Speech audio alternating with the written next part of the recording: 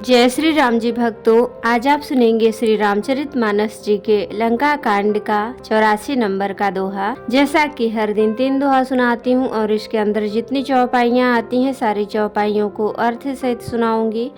तो शुरू करते हैं, आप ध्यान से सुनिए। भक्तों, पूरी रामायण मैंने आपको सुनाई है। अब लंका कांड के कुछ दोहे और चौपाइयाँ बचे हैं और उत्तर कांड बचा है। इसके बाद अर्थ सहित रामायण पूरी हो जाएगी। तो आप जरूर चैनल को सब्सक्राइब कर लें और पूरी वीडियो देखें, पूरी रामायण अर्थ सहित सुने। तो शुरू करते हैं। हम आरंभी हरि कथा, तुम निर्वाहन आय सुवासन लीजिए, सुनहु वीर हनुमान।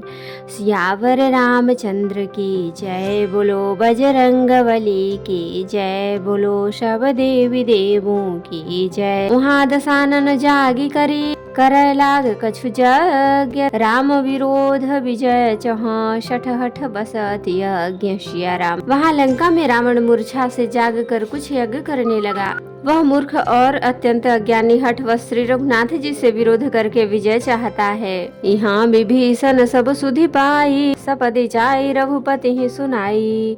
नाथ करई रावण एक जागा, सिद्ध भये नहीं मरहि अभागा। यहाँ विभीषण ने सब खबर पाई और तुरंत जाकर श्री रघुनाथ जी को कह सुनाई कि हे नाथ, रावण एक यज्ञ कर रहा है, उसके सिद्ध होने पर वह अभागा सहज ही नहीं मरेगा। पठब नाथ बेगी भट बंदर, करहि विध्वंस आवदस कंधर।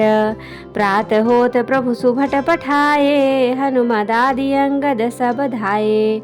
हे नाथ, तुरंत वानर योद्धाओं को भेजिए जो यज्ञ का विध्वंस करे, जिससे रावण युद्ध में आवे। प्रातः काल होते ही प्रभु ने वीर योद्धाओं को भेजा। हनुमान और अंगद आदि सब प्रधान वीर दौड़े। कौतुक कूदि चढ़े कपिलंका, बैठे रावण भवन आशंका। यज्ञ करत जब ही सो देखा, सकल कपिन भा क्रोध विशेखा। वानर खेल से ही कूद कर लंका पर जा चढ़े और निर्भय रावण के महल में जा घुसे। जो ही उसको यज्ञ करते देखा, त्यों ही सब वानरों को बहुत क्रोध हुआ। रनते नीलज भाजी ग्रह आवा, यहाँ आए बक ध्यान लगावा। अस कही अंगद मारा लाता, चितवन हठ स्वार्थ मन राता।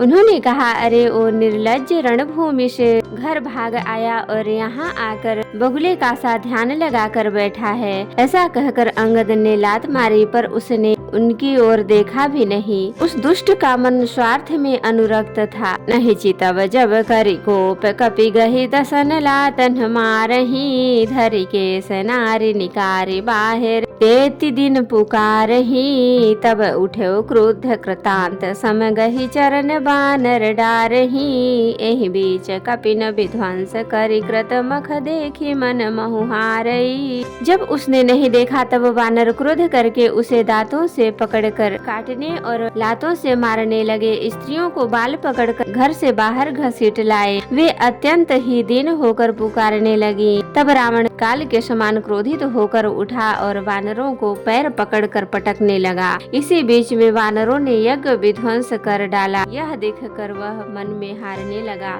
निराश होने लगा। यज्ञ विध्वंस कुशल कपि आए, रघुपति पास चले निशाचर क्रोध होई। त्याग जीवन कै आस सिया राम। यह विध्वंस करके सब चतुर वानर रघुनाथ जी के पास आ गए। तब रावण जीने की आशा छोड़कर क्रोधित होकर चला। चलत होती अति अशुभ भयंकर, पैठहि गीध उड़ाई सिरन पर। भयउ काल बस काहु न माना, कहे से बचाव युद्ध निशाना। चलते समय अत्यंत भयंकर अमंगल अपशकुन होने लगे। गीध उड़ उड़ कर उसके सिरों पर बैठने लगे, किंतु वह काल के वश था, इससे किसी भी अपशकुन को नहीं मानता था। उसने कहा, युद्ध का डंका बजाओ। चली तमीचर अनि अपारा, बहु गजरथ पदाति असवारा। प्रभु सन्मुख धाये खल कैसे, सलभ समूह अनल कह जैसे।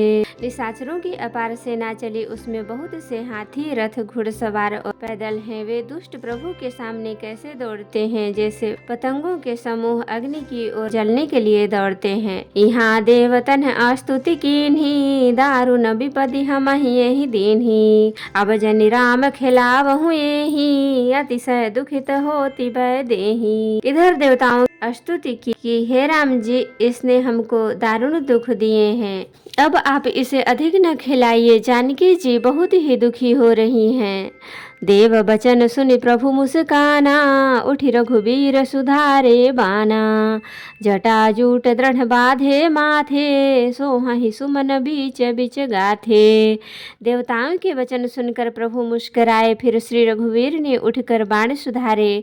मस्तक पर जटाओं के जूड़े को कसकर बांधे हुए हैं। उसके बीच बीच में पुष्प गुथे हुए शोभित हो रहे हैं। अरुण नयन बारिद तनु श्यामा, अखिल लोक लोचनाभिरामा। कटि तट परिकर कशो निशंगा, कर को दंड कठिन सारंगा। लाल नेत्र और मेष के समान श्याम शरीर वाले और संपूर्ण लोगों के नेत्रों को आनंद देने वाले प्रभु ने कमर में फेंटा और तरकस कस लिया और हाथ में कठोर सार्धंग धनुष ले लिया। सारंग कर सुंदर निशंग, सिले मुखा कर कटिकशो। भुज दंड पीन मनोहरायत, उर धरा सुर पदलशो।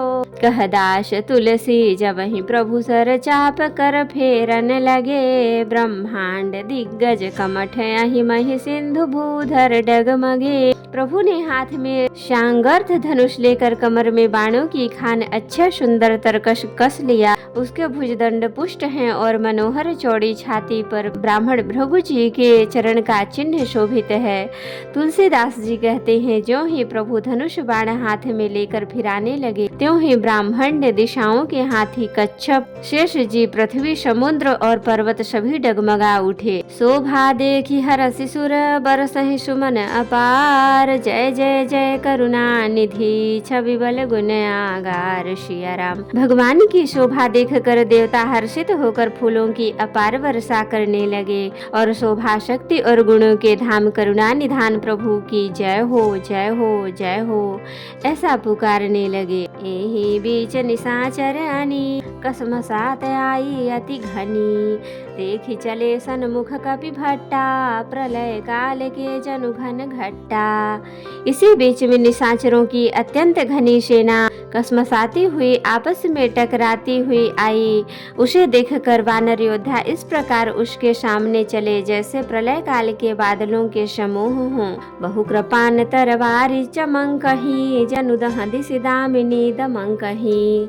गजरथ तुरग चिकार कठोरा, गरजहि मनहु बलाहक घोरा। बहुत से कृपाण और तलवारें चमक रही हैं, मानो दसों दिशाओं में बिजलियां चमक रही हो। हाथी रथ और घोड़े का कठोर चिघाड़ ऐसा लगता है मानो बादल भयंकर गर्जन कर रहे हो। कपिल अंगूर विपुल नभ छाये, मनहु इंद्र धनु उये सुहाए। उठई धूरि मानहु जलधारा, बान बूंद भय वृष्टि अपारा।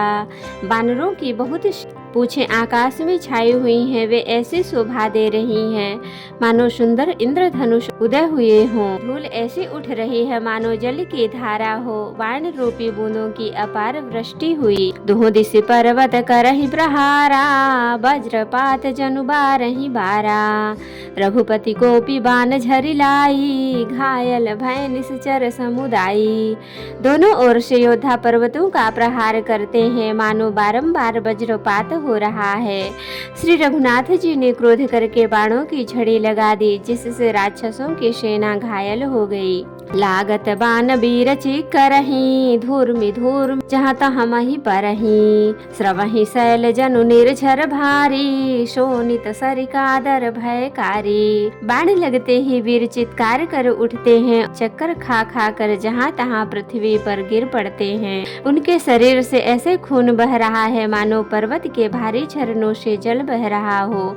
इस प्रकार डरपोकों को भय उत्पन्न करने वाली रुधिर की नदी बह चली। कादर भयंकर रुधिर सरिता चली, परम अपावनी। कोकुल दल रथ रेत चक्र अभर्त बहति भयावनी। जल जंतु गज पद चर तुरग खग विविध वाहन को गणे। सर शक्ति तोमर सर्प चाप तरंग चर्म कमठ घने। डरपोकों को भय उपजाने वाली अत्यंत अपवित्र रक्त की नदी बह चली। दोनों दल उसके दोनों किनारे हैं, रथ रेत है और पहिए भंवर है। वह नदी बहुत बहुत भयावनी बह रही है। हाथी, पैदल, घोड़े, गधे तथा अनेकों सवारियां ही जिनकी गिनती कौन करे। नदी के जल जंतु हैं, बाढ़ शक्ति और तोमर सर्प हैं, धनुष तरंगे हैं और ढाल बहुत कछुए हैं। वीर परहि जनु तीर तरु, मज्जा बहु बह फेन, कादर देखे डरहि तहाँ, सुभटन के मन चैन। सिया राम। वीर पृथ्वी पर इस तरह गिर रहे हैं मानो नदी किनारों के वृक्ष ठह रहे हों। बहुत ही मज्जा बह रही है। वही फेन है, डरपोक जहाँ इसे देख कर डरते हैं, वहाँ उत्तम योद्धाओं के मन में सुख होता है। तो भक्तों, आज के लिए इतना ही। कथा विसर्जन होत है, विदा हो हनुमान, राम लखन सीता सहित सदा करहु कल्याण। कहूँ दंडवत प्रभु सन, तुम ही कहूँ कर जोर, बार बार रघुनाथ कहीं, सुरत करायहु मोर। नाथ एक वर मांग्यऊ, सोई कृपा करि देहु, जन्म जन्म प्रभु पद कमल, कबहु घटै जनि नेहु। सियावर रामचंद्र की जय, बोलो बजरंग बली की जय, बोलो सब देवी देवों की जय। तो भक्तों, अगर वीडियो पसंद आई हो तो लाइक करें, शेयर करें, कमेंट करें और सब्सक्राइब भी कर लें, ताकि मेरी हर वीडियो आपको आसानी से मिल सके। जय श्री राम जी भक्तों, आपका दिन शुभ हो।